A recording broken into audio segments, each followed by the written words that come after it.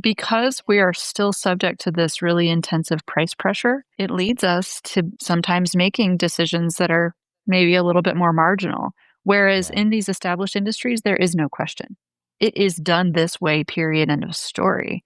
And I look forward to us getting to that level of understanding and unquestioning commitment to doing it the safest way every time. Hey, thank you for joining us on this Tactical Tuesday. If you're new to SunCast, this is where we provide practical guidance to help you along your journey as a founder or a team member on the front lines of the clean energy transition. You know, the industry is growing up, and it's about time that we had some standards that everyone adheres to. Historically, there's really been no definition in operations and maintenance, for example, of what is exactly a Tech 1 or a Tech 2, or how do you move through those levels, which leads to inconsistencies in roles, in responsibilities, compensation, even across companies. And the lack of definition contributes to creating our own sort of inflation in the industry as companies compete for talent without objective metrics. And let's face it, they hire folks that are meant to do a job which holds a safety standard that is not objective as well. It's hard to build that consensus and then operationalize that into training, but that hasn't stopped our friends Amanda Bybee and her team at the Amicus O&M Cooperative from helping build this coalition of the willing to come up with a standard, now known as the SEIA 301 standard for O&M. We're going to learn more from Amanda Bybee and our friend Karo Fernandez, who is at AES, implementing this standard into training right now at one of the largest asset owners in the world. Amanda, you have been involved in the process of building this standard, and Karo, you're bringing it to life within your work at AES. I'd love if you guys could individually and together introduce yourselves and the significance of the standard that you've been working on for our industry. Amanda, I'll let you go first, and then Karo. So, Amanda Bybee, I run the Amicus O&M Cooperative. Today, Amicus has 50 member companies throughout the United States and Canada that go out and perform long-term maintenance on solar PV and battery energy storage systems out in the field. And we've been around since 2016. And in that time, one of our big initiatives has been around a federal grant we received in 2023. And that grant work included addressing the question of standardization, as well as training, certification, and workforce development for solar O&M technicians. So that is where my journey with this standard process began. And from my vantage point, it's taken place in several stages. Amicus O&M Cooperative started a process of its own under the guise of that grant and convened an advisory committee with 60 different companies represented as stakeholders on that advisory committee from across the asset management and O&M part of our industry. Built consensus around this idea of a technician level framework that starts at a level 1 for an entry-level technician and then goes sequentially up to level 4. And then it also went through a second round of consensus building through SEIA's Standards Technical Committee. And so another set of stakeholders reviewed this work, improved upon it, and now it will be officially published by the American National Standards Institute as the SEIA 301 standard. So Amicus's role has been to address this through the grant work, but then also to support the SEIA technical committee. So my involvement has been as a member of the committees that Amanda has led. And what we are at AES, we own and operate nearly 600 utility scale and community projects, solar, wind, BESS. And so this standard, not only were we really excited to participate in the creation of it, but now we are really excited about implementing it and bringing it to life and taking advantage of everything it offers. What exactly does it mean to create a standard? Like, why is that necessary? And I want to actually let you perhaps give the example through these technician levels that you noted 1 through 4. When and how were those kind of created, agreed upon, ratified as an industry? kind of help me set the stage here for the purpose of a standard and both in the creation and implementation process. Up until the summer of 2023, there had been no attempt to get companies on the same page with the way that they define technician levels. Some companies had developed internal mechanisms for this and internal frameworks that they defined, but those were just in-house resources that when a technician would go to look for a new job and would approach a new company to say, hey, I'm a Tech 3, there was no meaning behind that. So the company that was hiring was like, okay, great. According to who? And some companies had nothing at all, and they just had O&M tech, as like a single level that they would refer to Right. from an HR perspective. So the value of trying to bring everybody into the same room and build consensus around this, which I often refer to as little s standardization, separate from capital S standard, right, was the process of that began in August of 2023 for me, when we convened that first advisory committee meeting in Denver, Colorado, and we locked ourselves in a room for 2 days, and we hashed out the first draft of this framework. And the pre-work that had gone into it ahead of time was that many of the companies that participated in that exercise had shared ahead of time what their in-house programs looked like. Mm-hmm.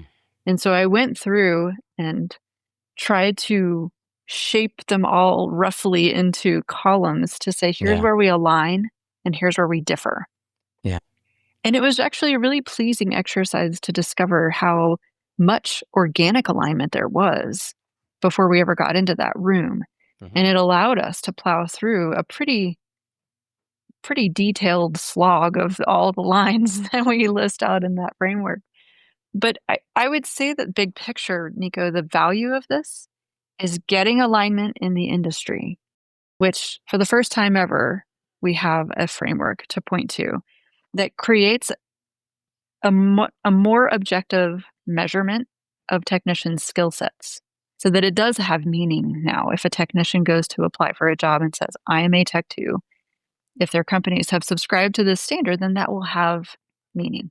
And I think ultimately this benefits companies, technicians, and clients because the companies now have a framework that they can utilize in all the HR related aspects for job descriptions, for promotions, for professional development pathways, and for pay bands. They also have the advantage of being able to assess a person's skills according to this framework and maybe try to address some of the labor inflation we've seen because there's been so much demand for technicians. They've been able to get hired and promoted, sometimes without a real correspondence to their existing skill sets. And I want to be clear, I am all for technicians making good money. So I don't look at this as a win to like suppress wages because I want everybody to make lots of money. But I do think it's helpful in the industry to have a way to measure that and then to help people earn it, right? That's right. Yeah. So the technicians get a clear pathway toward this and a portable, meaningful way to describe their skills and responsibility levels. And then clients also win in this. And I feel like that's a stakeholder that we don't talk about as much. But why does a client care? They get better transparency about who is on their site, who is taking care of their systems, and how well have they been trained for both safety purposes and efficiency purposes. So I think this is all a really exciting like win-win-win across the board. I appreciate that you covered in particular one of the areas that I was made aware of by a mutual friend of ours, Rob Andrews, all the way back. I remember riding along in the car with him on the way to RE Plus 2022 in Anaheim. And he said, we got this problem in the industry. And I was like, why is that a problem? And he said, think about it. We're creating our own inflation. Competitor A hires a person, trains them up to a Tech 1 standard. Competitor B wants to hire them over, but needs to give them a raise. And they go do the same job over at competitor 2, I guess, and for a higher pay.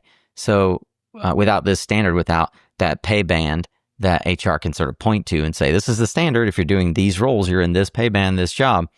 We create our own unnecessary inflation in the industry. And I think this is something that the industry can learn as a whole across the industry. I think it's collectively referred to as job hopping, but I saw an Instagram post coincidentally last night on where some a lady said that in a tech job, the best way to make more money is to job hop. And that's basically to let your company will never pay you what their competitor will pay you for doing the same job, because they want to leverage what that company has done in terms of training and just entice you with more money. Yeah. Which is easier in the tech industry than it is in the solar industry, where we have more compressed margins. Well, that's true. But one thing I want to clarify really quickly is that the standard does not actually prescribe pay bands. And we've actually been pretty careful to stay away from that topic because there are laws in place to prevent you from fixing wage rates. That's fair. I think that it's important to draw these, as the industry matures, to really, in every other industry, every other trade industry, I'll point to electricians, you have a very clear process to go through qualification and leveling up from journeyman to master electrician. And, this is essentially our industry maturing and leveling up. Karo, I want to get your perspective on this as a user, not just contributing to the creation of this, but the implementation at a functional level down at sort of in the field, a company that owns and operates these assets. Your presentation in NABCEP focused specifically on how you're bringing the standards to life within AES, and I understand that it was really well received at this year's NABCEP conference.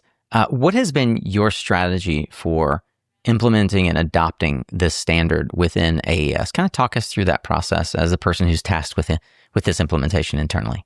I would say the first step to take, and that I would recommend, that was the first step I took, is put myself in the position of our target audience.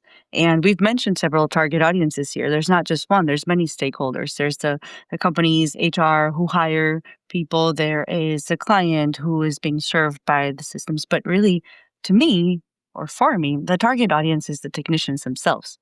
The technicians who are being brought into an industry that is new to them most of the time, and are being brought in from other industries that are usually unrelated, and they are being put in a, usually at least at AES level, large scale utility scale system of things and items that they can't name, that they don't know how to operate, and they're being asked to operate and maintain them. And so they are being put in a position that is dangerous unless trained, dangerous unless they're knowledgeable to do their job. So defining what the job is step one. And that's what the standard starts doing, is defining what the skills are, the activities are, and what the competencies are for this person to do their job. And that empowers us as employers to train them and give them those skills and help them acquire those skills so that they are, here's the key word, safe doing their job. So with those, I guess those are the two main drivers on how to interpret this standard and bring it to life, has been keep that target audience in focus. Who is receiving this information, and how do they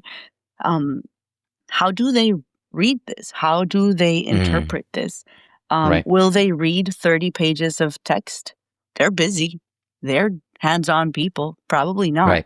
So we need to help interpret that, digest that information, and convert it into something that's applicable and extremely practical for technicians, that target audience, and a training that is extremely easy for them to absorb during their day-to-day work. That is, again, practical is a key word there. So when you say what was the strategy, first of all is define that target audience for ourselves in everything we do. Everything we write, everything we create based on this standard and in training has to have that real key personality in focus. And then the tools we create and the product outcomes have to be practical and applicable for that target audience and for their day-to-day. Are they sitting in front of a computer, a laptop? Do they even have a desk? That's not the job we're training for here. So we need to create tools and instruments and all the products for them. I know translating the standard's extensive list of skills, activities, competencies, capabilities into actionable training program was a challenge, and not an insignificant one for you. Can you explain how you approached the challenge, particularly understanding the differences in these terms within the context of the training that you're trying to put together? That was actually the fun part. There was a lot of fun parts about this. So you mentioned three key words: skills, activities, and competencies. What are those, right? And that was a lot of work that Amanda led in how do we content bucket all of these skills, activities, and competencies.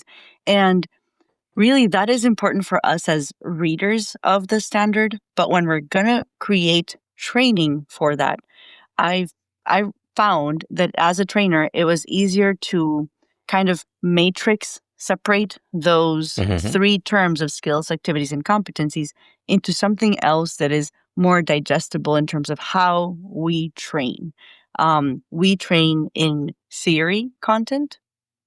We train, which is assessment, formal, structured. Here is a lecture.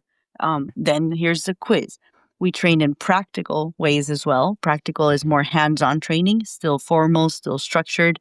We train also every day we show up for work. We are being trained. Every day we show up and do something or watch somebody do something.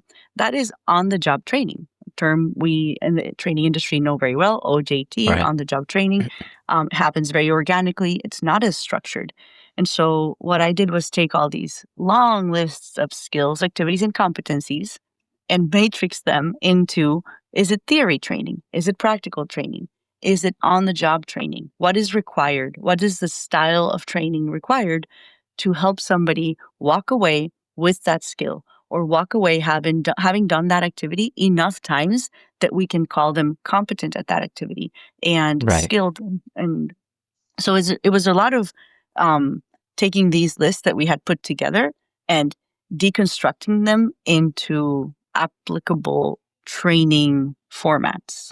Karo, I believe that you've identified 4 buckets of content and or training styles. Can you explain to us the 4 buckets, kind of how they work, what they're for, how companies can start to use them to begin their training process? There is a fourth and there is a final component as well, a fifth component, so to speak. The fourth would be OEM, what we call OEM, which means original equipment manufacturer training. So OEM training is key.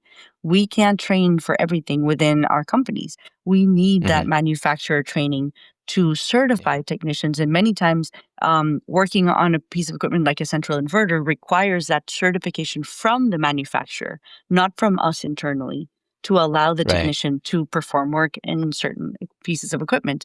And then final element, which is not training, but is key, it's the assessment part of it. So how do we assess that a technician at the end of their level, once they are applying for a promotion to go from Tech 2 to Tech 3 or Tech 3 to Tech 4, how do we assess and verify that they possess those skills and competencies at the end of their tenure, so to speak? So that's we're doing it with oral boards and a very practical way of assessing skills and competencies. I'm sure other companies will do it differently, and I'm hoping we have those conversations and keep talking about sharing the way we do things and learning from each other. Amanda, I want to tag on here to what Karo was saying. I'm curious what other assessment methodologies, since you brought that in to the discussion, have also been discussed among the peer group as you all were meeting out this standard. Well, there's 2 things that I want to say. One is about regarding the different buckets that Karo outlined. Yeah. What I love about that is that I think it really pulls in all the different ways that we as humans learn, right? There's visual, there's audio, and there's kinesthetic learning. And of those, particularly for a field-based role, kinesthetic learning is really, really important. And so that's where the practical learning and the OJT really should comprise the bulk of the education that a technician gets in the field. Yeah. But we can't overlook the value of some formal classroom learning where you get the theory and you get the context behind what you're doing with your hands. So they're all really important. And by number of hours, I would say the formal classroom piece is going to be the smallest, but you can't skip it altogether. Yeah. And that's a part of what Amicus O&M Cooperative has also been working on, is helping companies, helping our members, but also now offering that more broadly, with the classroom piece, because it takes a lot of resources, and many companies haven't had the capacity to create that for themselves. So there are now some options out there in the market that can fulfill that classroom online learning piece. But then to your other question about assessment, this is where standards are something of an art form, because when you write a standard, you want to use it to raise the floor for the industry as a whole. But you also have to write it with enough flexibility for companies to adapt it within their own operations. And this is where it's left open-ended how a company wants to assess competency. And Right. some companies feel strongly that they could have their senior technicians assess the junior technicians and sign off on field level competencies. Others really want to have a dedicated trainer who performs that type of function. Right. And the standard is silent on that topic because there's not one way to do it. But I do think that, with the formal classroom piece, it's pretty straightforward. You have tests, you pass them, you get your certificate of completion that you've taken this and answered enough questions correctly to get your certificate. The field component is trickier because you need to have someone who knows how to do this correctly observe and verify that field competency for a new person. And that's going to be a little different in every company, depending on how they're resourced and how they're structured. So I love the idea of us continuing to share best practices in that regard, but I don't know that we're going to come out with the one definitive way to do it, because it really will vary by company. Do you anticipate that we'll have some level of certification then, kind of like we have for NABCEP certified installers now? Absolutely. So NABCEP was one of our grant partners, and NABCEP already has a board level certification for commissioning and maintenance specialists. Okay. What their role within the grant was actually to create an associate level credential for people who are earlier in their journey to have something to show for themselves after they've acquired sort of an entry level, earlier stage level of competency, much like they have the NABCEP associate installer credential and then the installation professional credential. A follow-on question to sort of the macro of how this came about and is now being implemented. I want to tie the thought together around not just how you brought the industry together to create a standard, but it is now being deployed through both the American National Standards Institute and the Solar Energy Industry Association. How do they work together? What's the importance of each of their roles? And I'm curious how one or the other. Seems to me like it's an amazing testament to the work that you've done that the American National Standards Institute would be involved. So tie the two entities together in terms of how they collaborate on this. Well, I'm going to complicate it one step further, because the American Clean Power Association also is publishing an O&M technician training standard. And it's kind of like when you see Nobel Prize winners, like scientists from different parts of the globe, jointly win a prize for work that they each conducted simultaneously, but without collaboration. Right. When Amicus O&M Cooperative was awarded that federal grant, I learned that ACP and SEIA already had wheels in motion to create these ANSI standards, because both SEIA and ACP are accredited by ANSI, which Amicus O&M Cooperative is not. So it was a really beautiful convergence of ideas in the same direction at the same time, coming from three different sources, which was a little bit complicated, procedurally, because we were all trying to meet about these things, and it took some time to get that done. But in the end, I think what it did is really validate that there was a ripeness to the idea. We were ready for it as an industry. So the American National Standards Institute accredits organizations to create standardized items, and they oversee the process that organizations follow. SEIA, ACP, NABCEP are all ANSI accredited, so they all follow an ANSI approved process to ensure access and fairness and representation from a number of stakeholders in the process. So that's how ANSI plays into it. ANSI is not like a solar subject matter expert in any way, They're a process body that ensures that when a standard is put forward, it's gone through an appropriate, well-balanced process. So then I guess the next question is, are there now two standards? You said ACP was also in the process. Is that standard now merging with the SEIA standard? I don't perceive that they would, since ACP and SEIA are quasi-competitors. They have slightly different philosophies, I would say. Mm-hmm. ACP published a wind technician standard several years ago. Okay. Yep. And many of ACP's members have multi-technology portfolios that include conventional assets, wind, solar, and batteries. And the batteries may be their own standalone systems. They may or may not be coupled with solar.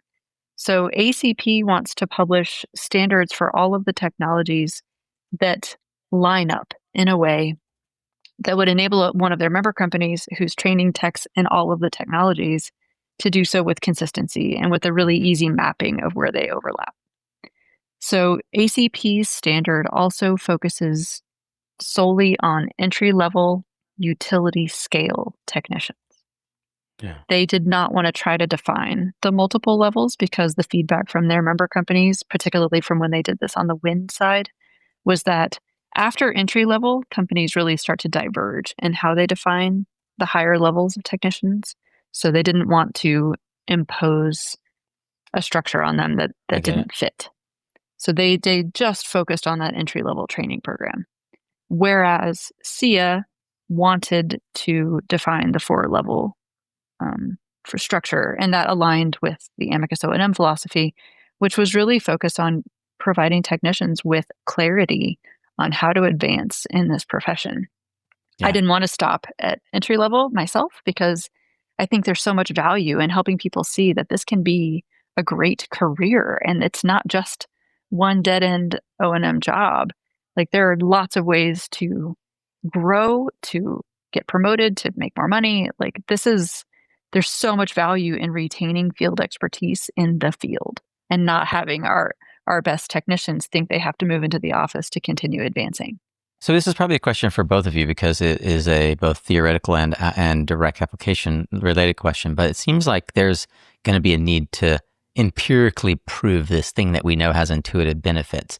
So the data collection process is important, certainly as early in the process as we are, like releasing the standard. How do you anticipate that we can go about collecting the data to help justify both the financial and time investment in implementing the standard across company leadership? I'll jump in a little bit there. Data in this in this area is very HR focused, I would say. Mm-hmm. And so it's collaborating a lot with the human resources department for us. We are working really closely with them. The HR department at the HR functional team at AES is extremely excited that we're doing this because they see so many benefits for the organization beyond the benefits for technicians, beyond the benefits for their direct supervisors, for the whole organization. And so there are bigger picture ideas on defining skills and defining career progression for almost every job out there, not just for O&M PV technicians. So it's hard to say right now how we're going to gather the data. There is some data being gathered in terms of who's getting trained, what the retention rate is for people who are trained. I can have some, like you said, empirical data on how excited and happy people are after they go through their beginning training with me. And they're like, oh, wow, this company is investing in me learning. They're investing in me growing. And they want to give me a clear path of progression. And they want to keep me safe. They want to make me stay safe at my job. I am valued and I'm cared for.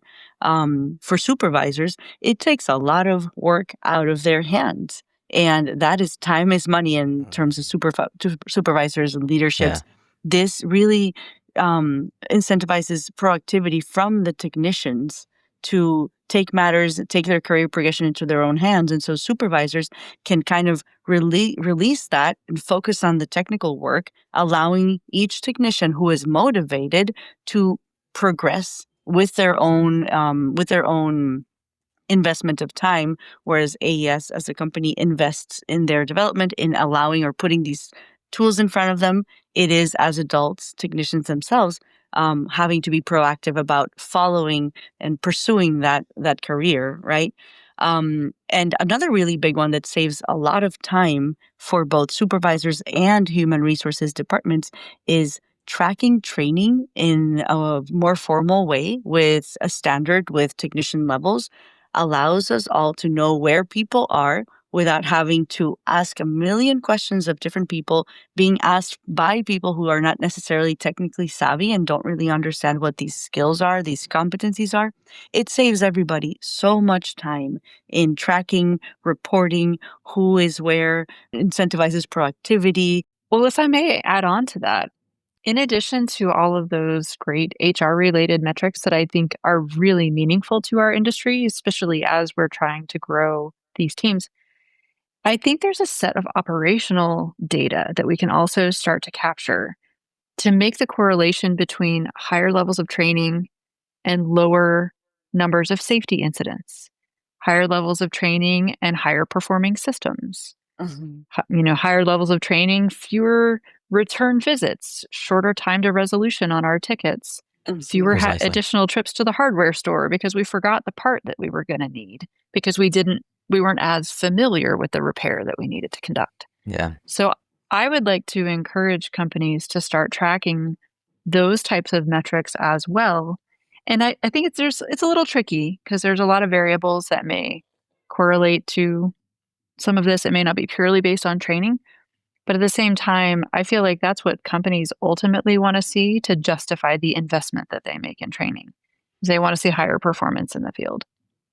And so that's going to take us a little bit of time to gather that data and normalize it. But I do believe, many of us see that intuitively, but I would really like to put the data behind it to be able to make the case that training is a great financial investment and it yields this kind of return. Man, I know one of the favorite terms that you and Karo use is this idea of operationalizing training. I'd love to hear your perspective if you could give our audience a brief overview of kind of how you think about this term operationalizing training. Many companies struggle to build in training into their days. And many of them, we send the new guy out with a more experienced person and we say, go shadow that guy and learn what he does. And that's a part of the picture and that's an important step in a person's learning, but it is not actually training. And I've put a lot of thought into this, and I think there are actually 7 stakeholders that need to be bought in to making training a part of how we do our jobs every day. You need buy-in from the leadership to give this support and set a budget that says training is important. We need to do this. You got to have HR bought in, baking it into job descriptions and performance reviews and pay bands, because the performance review piece is an important aspect of accountability, without which we forget. It's very easy to set training off to the side and not finish it. We need the operational leadership to build a culture around this and to normalize it and to talk about it regularly. You need your scheduler to pay attention to this and to look for sites and opportunities to build in an extra half hour or hour to do structured training while your teams are at a certain site. You need your senior technicians invested because they're the ones doing a lot of the day-to-day training. And many of them have never been taught how to convey knowledge. So they've got to invest a little bit and be willing to share what they know. You need your junior techs to care about their own learning and professional development.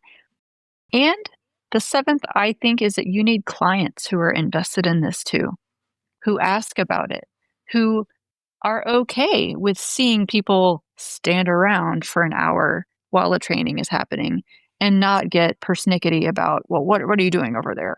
Like, we all have to accept that the growth of our industry requires training new people, and that does not happen without allocating time and energy and attention to their education.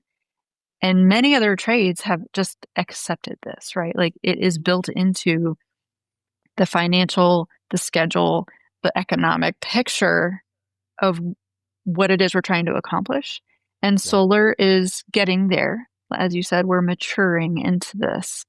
But I think it takes this broad buy-in to really make it happen at the day-to-day level. Otherwise, it gets compartmentalized and siloed, and we say, have you checked the box of training this month? And it's not part of our day-to-day, which is really where it belongs. It needs to be a front and center, very intentional and conscious part of how we conduct our day-to-day business. 7 stakeholders. That's a beautiful number. I want to add a couple more that we have been struggling with. They're really important. Not struggling with because there's no collaboration, but because it doesn't really exist yet. In many arenas is the manufacturers, getting training from the manufacturers themselves, getting them to give us the information that we need to train our technicians to do things right for their products. Manufacturers manufacture, they don't train. They're not trainers. And so it's really difficult to get really great training from them.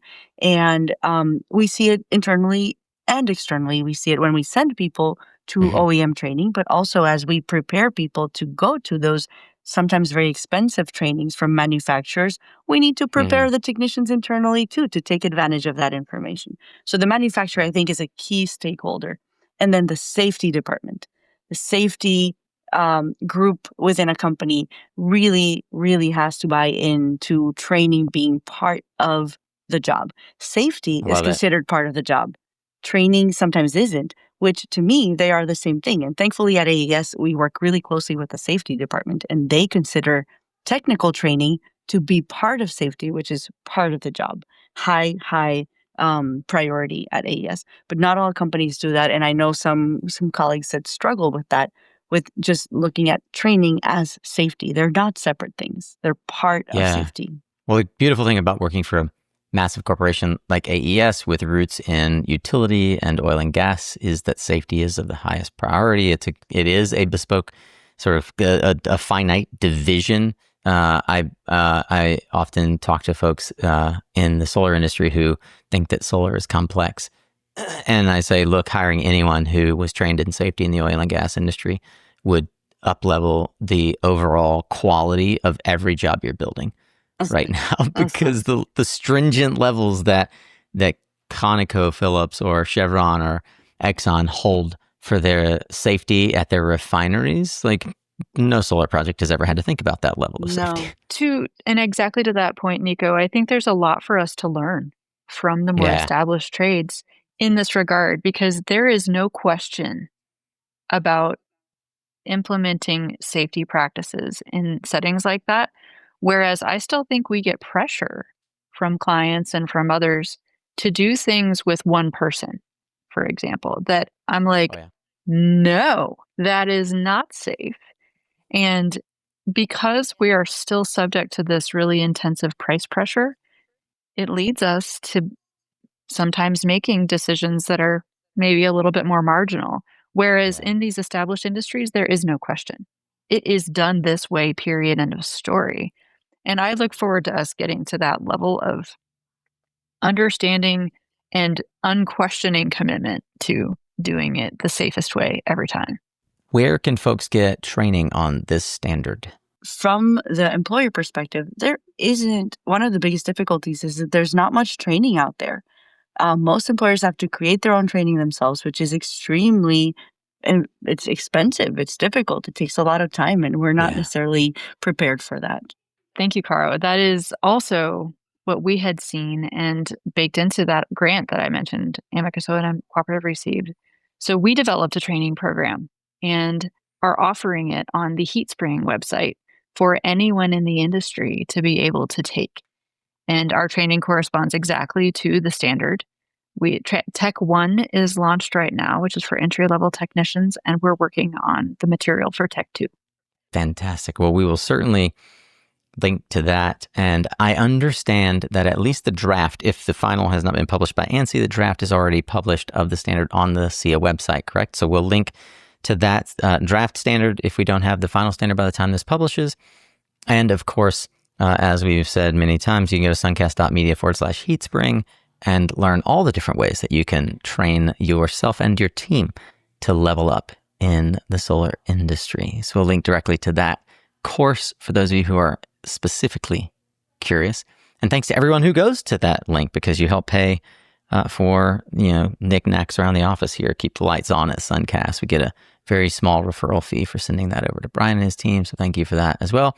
Super excited that you guys are partnered with Teespring and building this as a course to help ensure that not only the standard, but the training around the standard gets operationalized. Thank you both for joining us here on SunCast. Can't wait to see how this makes an impact in the world. All right. Well, thank you for tuning in all the way through to the end of this episode. And thanks to Amanda and Karo for asking to talk about this here on SunCast and for the incredible effort it took to create this standard. I hope that you will go check it out. We'll link, again, as I said in the show notes, to all the different ways that you can find it, as well as ways you can connect with Amanda and Karo. Thank you for taking the time to be here. I want to thank our sponsors for helping make this show possible by taking care of the bills. All you got to pay is attention. I really value that. If you do have another minute or two and are willing and you found this valuable, if you'd take a moment to give us a 5-star review and a simple comment as to why you like this show and would recommend it, it helps others, seekers, curious, just like you, across the interwebs, find us the way that you did, and helps add to their knowledge and build a foundation and a legacy in this industry the way that you are doing. I honor that in you. Thank you for being a lifelong learner and continuous improvement at the core of who you are, just like I am. I'm Nico Johnson, your host, signing off here for another amazing interview. Remember, you are what you listen to. Thanks again for showing up, Solar Warrior. It's half the battle.